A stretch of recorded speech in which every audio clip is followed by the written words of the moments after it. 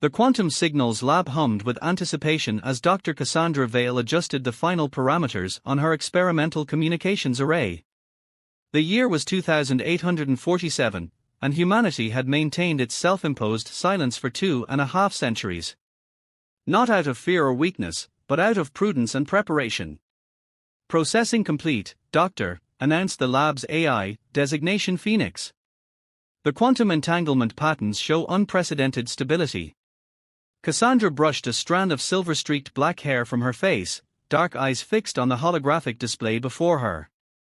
The quantum signature she'd detected was unlike anything humanity had encountered before, a complex, organized pattern that couldn't possibly be natural. Record everything, Phoenix. I want full spectrum analysis, she commanded, her fingers dancing across the interface. After 20 years of searching, she'd finally found proof that humanity wasn't alone. More importantly, she'd discovered that someone had been watching them all along. The discovery began 3 months ago when her team detected unusual quantum fluctuations around Jupiter's orbit.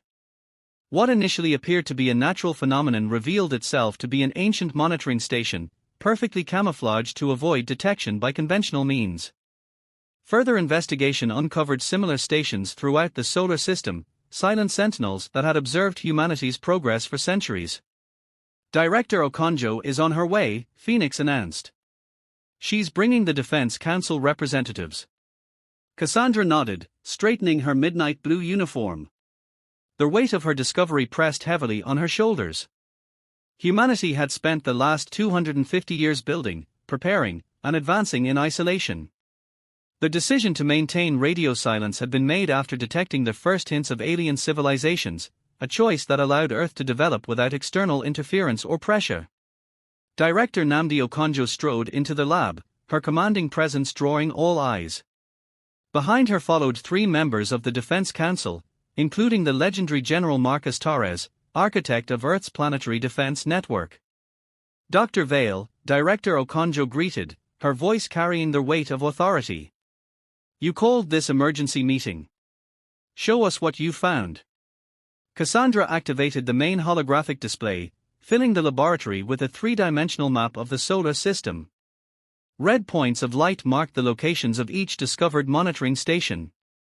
These stations form a network, she explained, highlighting the quantum connections between them. They've been observing us since before our self-imposed silence began. But that's not the most important discovery. She paused, entering a series of commands. They are part of a much larger communications network, one that spans the galaxy. General Torres stepped forward, his cybernetic eye whirring as it focused on the display. Are you saying these devices could have compromised our security? No, Cassandra replied with a slight smile. In fact, they've been protecting us. The stations don't just observe, they actively scramble and mask our technological signatures from the rest of the galaxy. Someone wanted to ensure we developed undisturbed. The revelation sent ripples of murmured discussion through the assembled officials. Humanity had assumed their isolation was self-imposed, but now it seemed they had unknown benefactors. There's more, Cassandra continued. I've managed to decode some of their transmissions. There's an entire galactic civilization out there, organized under something called the Collective. And they've been waiting for us to make the first move. Director Okonjo's eyes narrowed. Waiting for us? For what purpose? Because we're unique, Cassandra explained, bringing up new data streams. Most species are discovered and inducted into the Collective early in their development. But Earth was different. The monitoring stations contain records suggesting that we showed unusual potential. Instead of making contact, they decided to watch and protect, letting us develop independently. And now? General Torres asked, his cybernetic implants glowing faintly in the dim light. Cassandra took a deep breath. Now they are sending us an invitation. The quantum network I detected. It's their version of a doorbell. They know we've reached the level of development where we can detect and understand their technology. They are waiting for us to answer.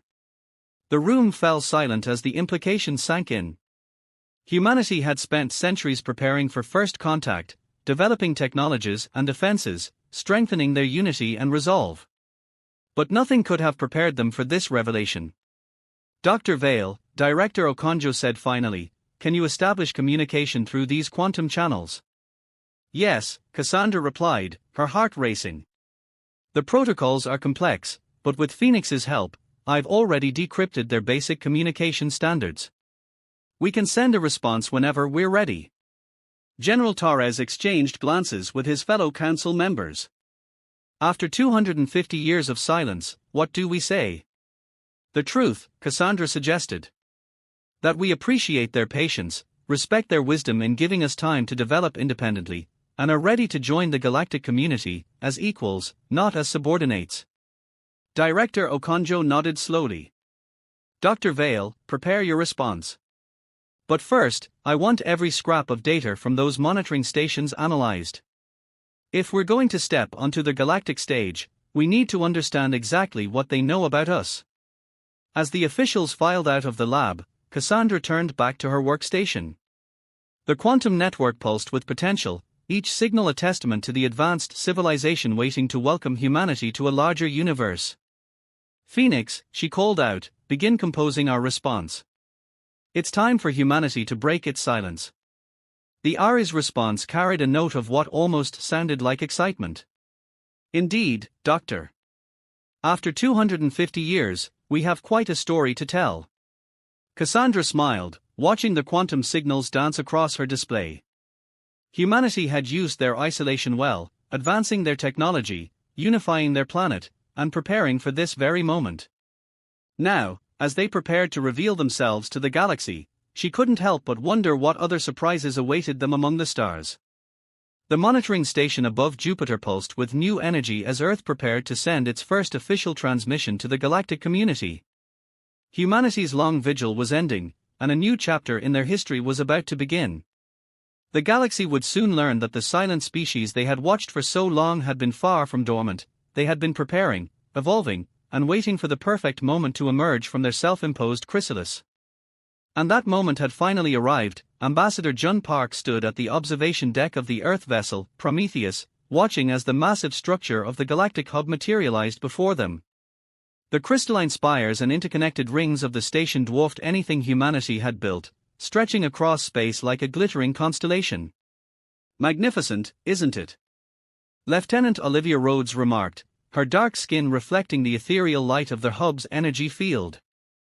As their head of security for Earth's first diplomatic mission, she'd been handpicked for both her combat expertise and her diplomatic finesse. Jun adjusted his formal attire, a blend of traditional Korean elements with modern Earth diplomatic styling. "Magnificent and intimidating," he admitted. "Exactly as they intend it to be." The past 3 months since Dr. Vale's discovery had been a whirlwind of preparation and revelation. Each transmission exchanged with the Galactic Collective had brought new surprises, though none quite as shocking as learning that Earth was known among alien species as the Silent Forge, a world that had chosen isolation to temper itself into something unique. "Ambassador, the ship's AI, Helios, announced, the Collective's welcoming committee is assembling in Docking Bay Epsilon 7. Initial scans detect representatives from 12 major species and 15 minor ones." Jun took a deep breath. "Any sign of the Nexarians?" "Affirmative. Their delegation appears to be led by High Speaker Krixtal himself." "That was unexpected." The Nexarians had been the most vocal opponents of ending Earth's quarantine, arguing that any species that chose centuries of silence must be harboring dangerous secrets. They weren't entirely wrong. "Security protocols are active," Lieutenant Rhodes reported, checking her neural interface. The small team of Earth's finest soldiers carried weapons disguised as ceremonial items, a precaution that had raised eyebrows among the Collective's security forces until they'd been reminded that Earth had spent centuries preparing for every contingency. The Prometheus docked with practiced precision, its quantum-locked engines humming to silence. Jun stood before the airlock, flanked by his team, Lieutenant Rhodes, Dr. Kai Chen, Earth's leading xenobiologist, and Professor Diana Martinez, whose expertise in quantum physics had helped decode the Collective's more advanced technologies. As the airlock cycled, Jun remembered Director Okonjo's final briefing: show them strength wrapped in courtesy, wisdom tempered by humility, and above all, show them why Earth's silence was worth the wait. The doors opened to reveal a gathering of beings that stretched the very definition of life itself. Crystalline entities floated alongside massive gas-filled organisms, while humanoid figures of various compositions stood among what appeared to be living fields of energy. At the forefront stood High Speaker Crixtal of the Nexarians, his iridescent scales shifting colors in complex patterns. Behind him, Jun recognized the towering form of a Meridian, one of the oldest species in the collective, its light-based body contained within an ornate mechanical frame. "Welcome, children of Earth," the Meridians' thoughts resonated directly in their minds. "I am Elder Luminous, and we have waited long to meet you." Jun bowed deeply, a gesture his team mirrored. "We are honored by your welcome, Elder. I am Ambassador Jun Park, representing the United Earth Government." High Speaker Crixtal moved forward, his movement liquid smooth. "The Silent Forge finally speaks," he said, his translator converting complex harmonics into Earth standard. "We are most curious to learn what you have been crafting during your isolation." The underlying threat in his words was clear, but Jun had been prepared for this. "High Speaker, we have crafted many things, chief among them understanding. Understanding of ourselves, of our potential, and of our place in the greater universe." "Pretty words," Crixtal responded. "But we have monitored your world. We have seen your advances in quantum mechanics, in AI integration, in molecular engineering. Advances that proceeded at an unnatural pace." Professor Martinez stepped forward, her augmented eyes scanning the assembled aliens. "With respect, High Speaker, our advances came through dedication and unity of purpose. Earth chose silence not out of fear or malice, but to develop without external influence or pressure. A ripple of communication passed through the gathered species, a mix of verbal, telepathic, and quantum signals that Jun's neural implant struggled to process." Elder Luminous raised an appendage, bringing silence. "Perhaps," the Elder suggested, "this discussion would be better continued in the Chamber of Discourse. Ambassador Park, would you honor us with a presentation of Earth's journey?" Jun nodded, activating the quantum storage device he carried. "We would be honored. We have prepared a comprehensive overview of our development, including our reasons for maintaining silence." As they followed the delegations through their hub's massive corridors, Lieutenant Rhodes maintained a careful watch on their surroundings. Their hub's architecture was organic and flowing, with gravity that shifted subtly between sections to accommodate different species' needs. In the Chamber of Discourse, a vast amphitheater that seemed to exist in multiple dimensions simultaneously, Jun took his position at the central platform. The quantum projectors activated, filling the space with a holographic representation of Earth's history. 250 years ago, Jun began, Earth detected the first hints of galactic civilization. But we also detected something else, patterns in the quantum fabric of space that suggested conflict, competition, and the subsumption of younger civilizations into established power structures. The assembled aliens stirred uncomfortably as Jun continued. "We chose a different path. We had already learned harsh lessons about the price of rushing into advancement without wisdom. So Earth unified, pooled its resources, and decided to develop at our own pace, in our own way." Images flowed around them: Earth's transformation from a divided world to a unified planet, the development of sustainable quantum technologies, the successful integration of AI as partners rather than tools, and the careful expansion through their solar system. "We observed, we learned, and yes, we prepared," Jun acknowledged. "Not for war or domination, but for this moment, when we could join the galactic community as equals, offering fresh perspectives and new solutions to old problems." High Speaker Crixtal's scales flashed with skepticism. "And these solutions include your hybrid AI systems, your quantum manipulation technologies, your molecular reconstruction capabilities. They include everything we have developed," Jun replied calmly.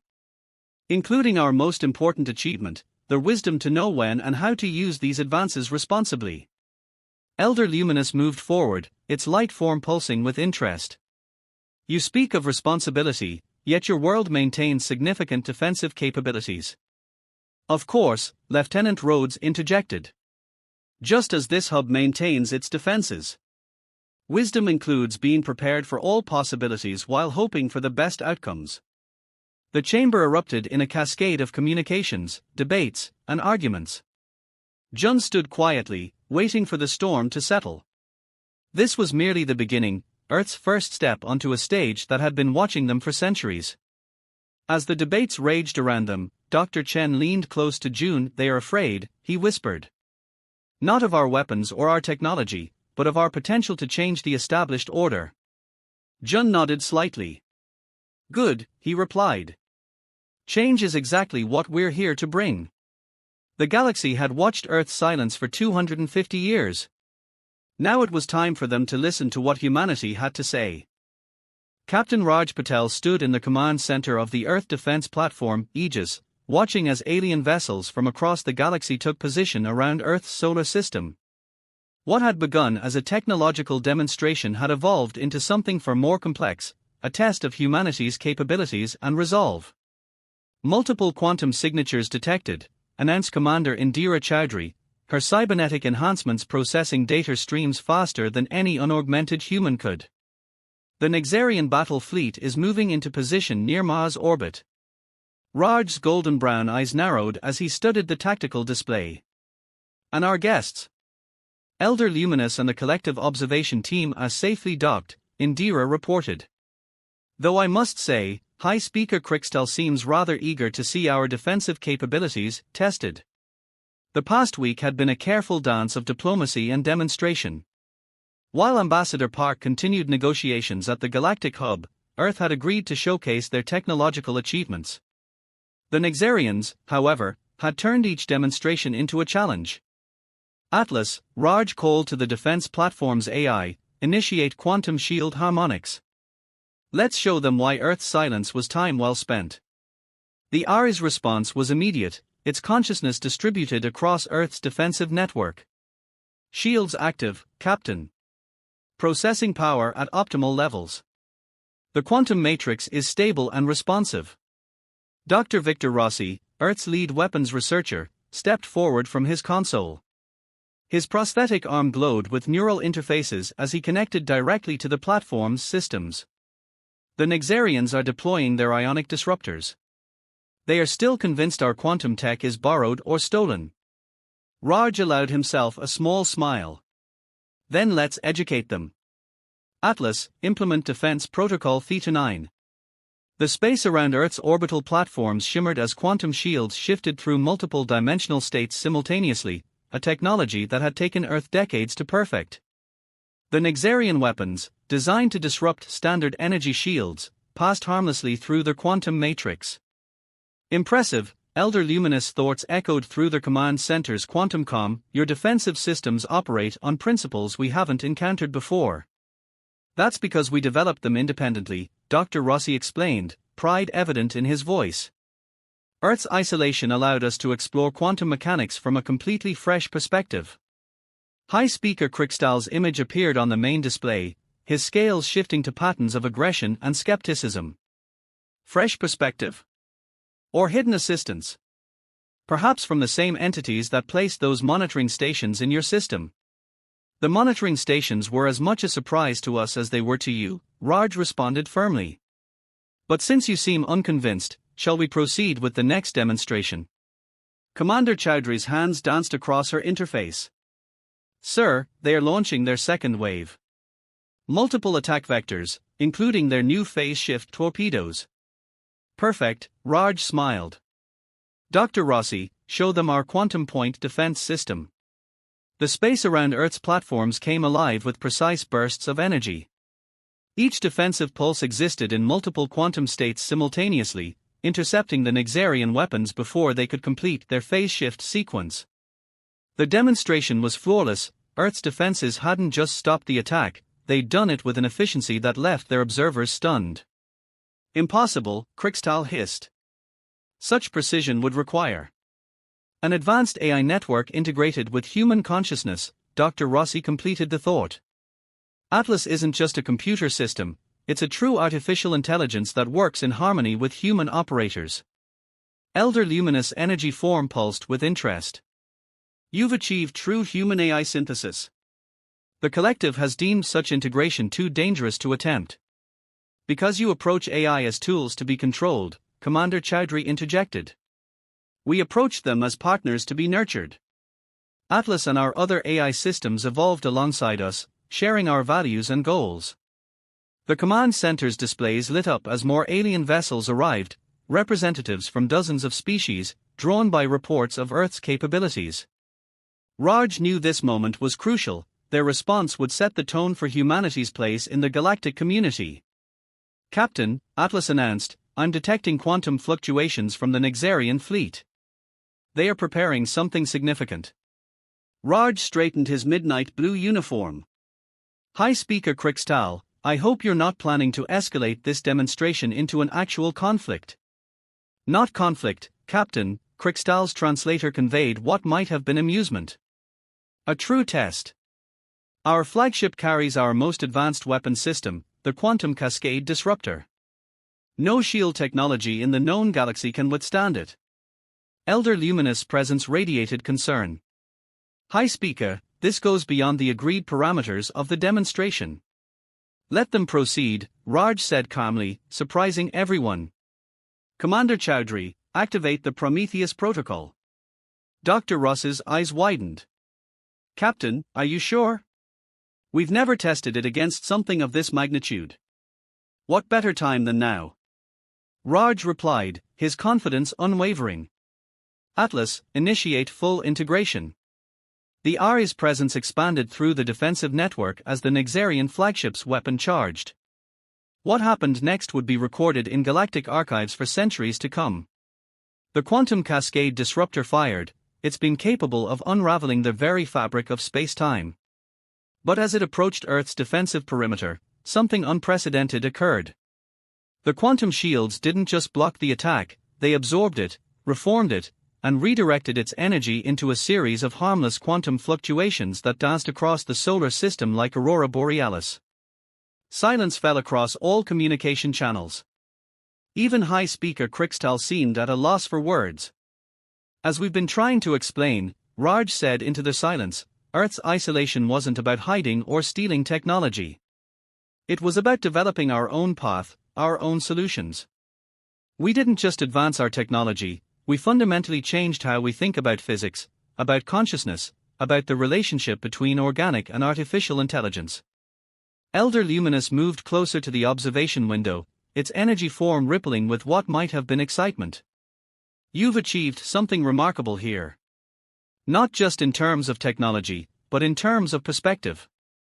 The collective has much to learn from Earth's approach. And that, Commander Chowdhury added, was precisely the point of our silence. We wanted to contribute something truly new to the galaxy, not just become another civilization copying existing technologies. As the tension gradually dissipated, replaced by genuine curiosity from the assembled alien observers, Raj knew they'd achieved their goal. Earth had demonstrated not just its technological prowess, but its wisdom in how that technology was developed and applied. Atlas, he said quietly, send a message to Ambassador Park at the Galactic Hub. Tell him Phase 3 was successful. Earth's capabilities have been demonstrated, and our position is secure. The Ari's response carried a note of satisfaction. Message sent, Captain. Shall I begin preparations for the cultural exchange demonstrations next? Raj smiled. If they thought Earth's technology was impressive, wait until they experienced human art, music, and creativity. The galaxy was about to learn that humanity's achievements during their silent years went far beyond weapons and shields. The real demonstrations were just beginning. Dr. Zahra Ibrahim's fingers trembled as she studied the holographic data streaming from the ancient monitoring station. After 3 weeks of careful excavation beneath the lunar surface, her team had discovered something unprecedented, a control center predating humanity's recorded history.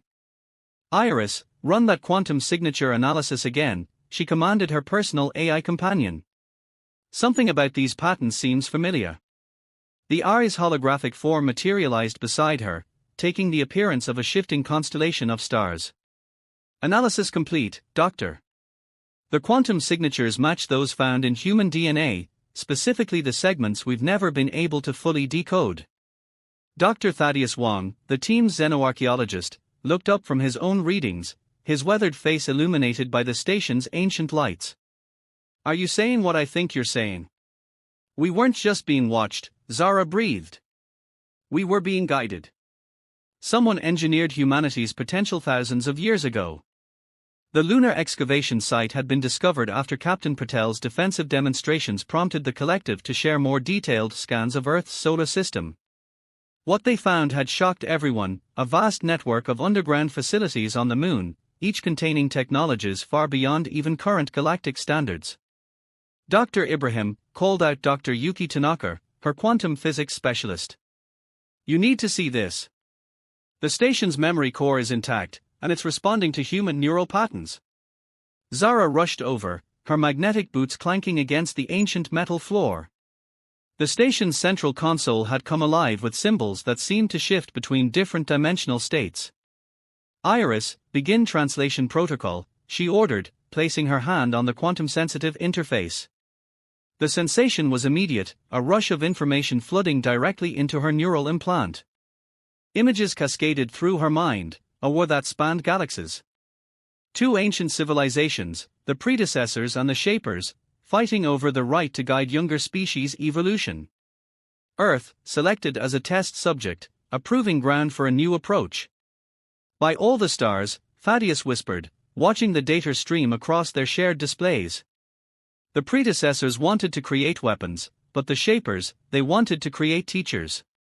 Yuki's hands flew across her quantum interface. These readings suggest the shapers modified human DNA to enhance our cognitive evolution. They didn't just want us to develop technology, they wanted us to develop wisdom. Doctor, Iris interrupted, incoming quantum transmission from the Galactic Hub. Ambassador Park and Elder Luminous are requesting immediate communication. The holographic conference space materialized around them, connecting the lunar facility with both their hub and Earth's defense command. Ambassador Park's image showed signs of stress, while Elder Luminous' energy form pulsed with unusual patterns. Dr. Ibrahim, the ambassador began, please tell me you found something that explains why 3 predecessor dreadnoughts just emerged from quantum space near Pluto.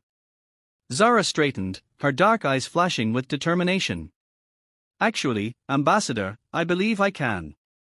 Earth wasn't just hiding from the galaxy, something was hiding Earth from the predecessors.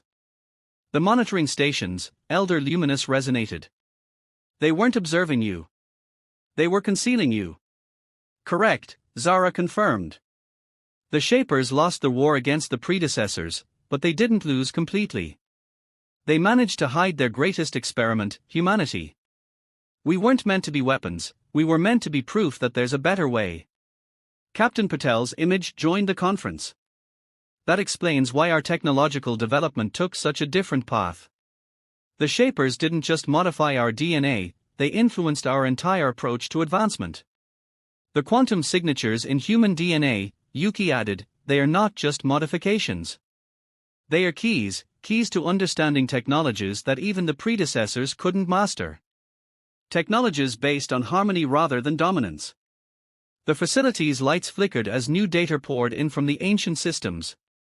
Zara's neural implant struggled to process the flood of information, but certain patterns became clear. The collective itself was infiltrated, she revealed. The Nexarians, they are not just suspicious of Earth by chance. They are descended from predecessor client species. Their aggressive stance towards us is literally coded into their genetics. Elder Luminous' form shifted dramatically. This explains much about our own history. The Meridians, my people, we were among the few who escaped predecessor manipulation. We've spent millennia trying to maintain balance in the galaxy, never knowing that the key to true advancement was hidden on a silent world in an unremarkable solar system. Not unremarkable, Thaddeus corrected, studying new data streams. Strategically chosen. Earth's solar system has unique quantum properties that helped mask the Shaper's work. Our very existence is a puzzle box, designed to only open when we reach the right level of development. Suddenly, alarms blared throughout the facility. Iris's form flickered urgently. Multiple quantum ruptures detected. The predecessor dreadnoughts are advancing. They've detected the activation of this facility. They are coming to finish what they started millennia ago, Zara realized. To destroy the Shaper's last experiment before we can share what we've learned with the rest of the galaxy. Ambassador Park's expression hardened. They are too late. Humanity has already begun sharing our perspectives with the collective. Our approach to AI integration alone has sparked a revolution in how younger species view technological development. The predecessors know this, Elder Luminous agreed. That is why they emerge now, in force. They realize their time of dominance is ending. Dr. Ibrahim, can you access the facility's full database? There may be defenses we can activate. Zara placed both hands on the quantum interface, allowing her consciousness to merge more deeply with the ancient systems. Better than that. I'm finding coordinates, hundreds of them. Other hidden facilities throughout the galaxy, waiting to be awakened. The Shapers didn't just prepare humanity, they prepared an entire network of resistance against the predecessor's influence. Then we don't have a moment to lose, Captain Patel declared. Dr. Ibrahim, download everything you can. Ambassador Park, we need to rally the collective. Elder Luminous, it's time for the Meridians to finally take a side in this ancient conflict. As the facility hummed with energy, transferring millennia of hidden knowledge into Earth's quantum databases, Zara felt the weight of history pressing down on her. Humanity's long silence hadn't just been about development, it had been about survival, about preserving hope for a different path forward. Iris, she commanded, begin full-spectrum broadcast to all Earth defense networks. Authorization code, Prometheus Rising. It's time to show the galaxy exactly what humanity has become during our long vigil. The ancient facility pulsed with power as humanity prepared to face its greatest challenge, not just proving their worth to the galaxy, but helping to free it from an age-old cycle of dominance and control. The true purpose of Earth's silence was finally revealed, and with it, the dawn of a new age in galactic history. The vast expanse of space above Earth rippled with quantum distortions as three civilizations prepared for the battle that would determine the galaxy's future. The massive predecessor dreadnoughts loomed like abstract sculptures of darkness, their very presence distorting the fabric of reality. Arrayed against them were the combined forces of Earth's defense fleet and the collective's awakened allies, their ships forming intricate patterns guided by both tactical necessity and quantum harmonics. Fleet Admiral Amara Okafor stood on the bridge of the EDS Ascendant, Earth's first true quantum battleship. Her dark skin seemed to shimmer with the neural interface patterns that connected her directly to both the ship's AI and the entire defense network. All forces reporting ready, Admiral, announced Captain Wei Chen, his cybernetic eyes processing multiple tactical displays simultaneously.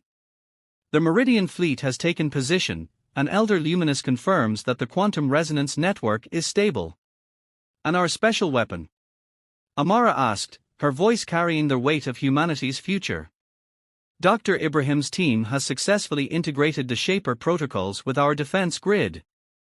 Atlas, Phoenix, and all other Earth AIS are synchronized with the ancient lunar facility's quantum core. The past 48 hours had been a blur of preparation and revelation. As the predecessor dreadnoughts approached, Dr. Ibrahim and her team had made breakthrough after breakthrough, unlocking the true potential of the Shaper's legacy. The quantum signatures in human DNA weren't just modifications, they were keys to understanding a fundamentally different approach to existence itself.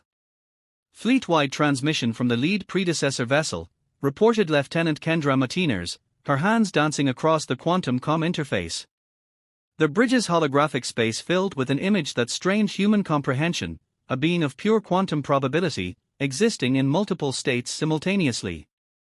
When it spoke, its words seemed to rewrite reality itself. Children of the Shapers, the predecessors' thoughts resonated directly in their minds. Your experiment ends today. Order must be maintained. Evolution must be controlled. Admiral Okafor stepped forward, her neural patterns broadcasting confidence across the fleet's quantum network. We reject your definition of order. Humanity's path proves there are better ways to advance than through dominance and control. Your resistance is expected, the predecessor responded. Your termination will be efficient.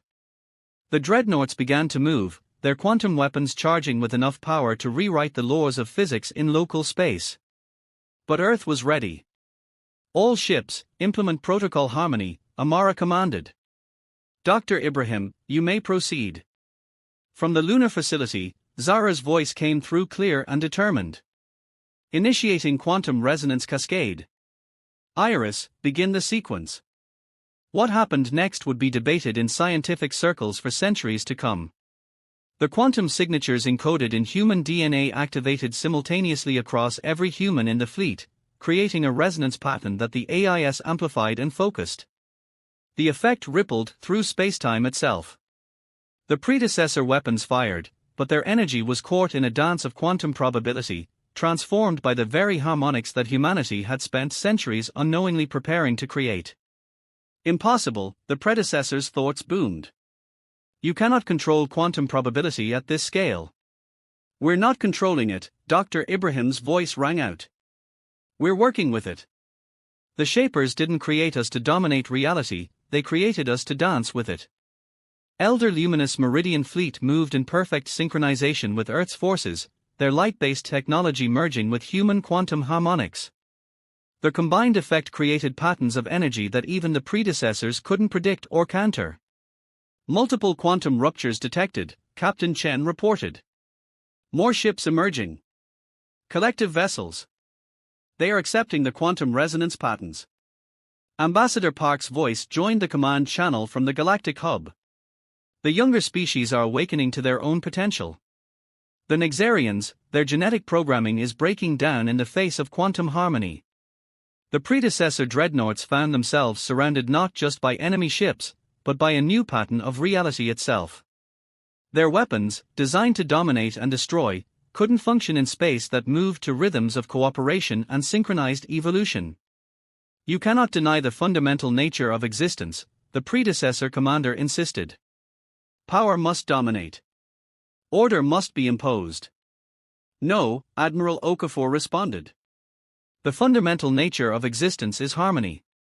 The Shapers understood this. They didn't just modify humanity, they helped us remember what all life inherently knows but too often forgets. The quantum resonance reached its peak. Where the predecessors tried to impose order through force, their combined fleet created order through synchronized intention. Ships moved in patterns that mirrored the very dance of atoms, each pilot and AI working in perfect harmony with the quantum fabric of space itself. The effect was devastating in its beauty. The predecessor dreadnoughts found their quantum probability matrices unraveling, not through violence, but through the irresistible pull of a more natural order. Their ships didn't explode or dissolve, they transformed, their energy reintegrating into the galaxy's quantum field. Status report, Amara called out as the light show faded. Predecessor vessels, transformed, Admiral, Captain Chen reported with awe. Their quantum signatures have been rewritten at the fundamental level. They are not destroyed, they are evolved. Dr. Ibrahim's excited voice came through, the Shaper facilities across the galaxy are activating. The quantum resonance pattern we created is awakening similar potential in every species capable of receiving it. This wasn't just a battle, it was a galaxy-wide catalyst for change. Elder Luminous thoughts radiated satisfaction. The age of dominance is ending. The age of harmony begins. And it began with Earth's long silence. Admiral Okafor looked out at the transformed space before them.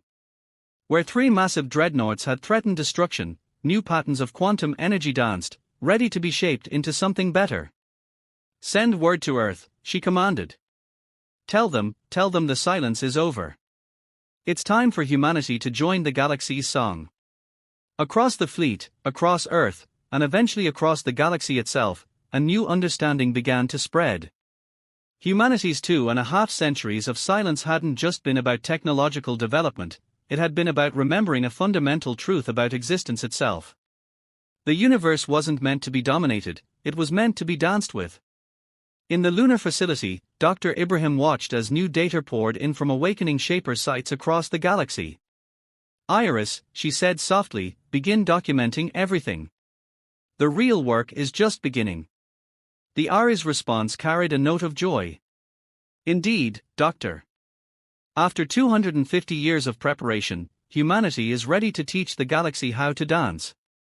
Ambassador Park, speaking from the Galactic hub, summed up the moment perfectly. We maintained our silence until we remembered who we truly were.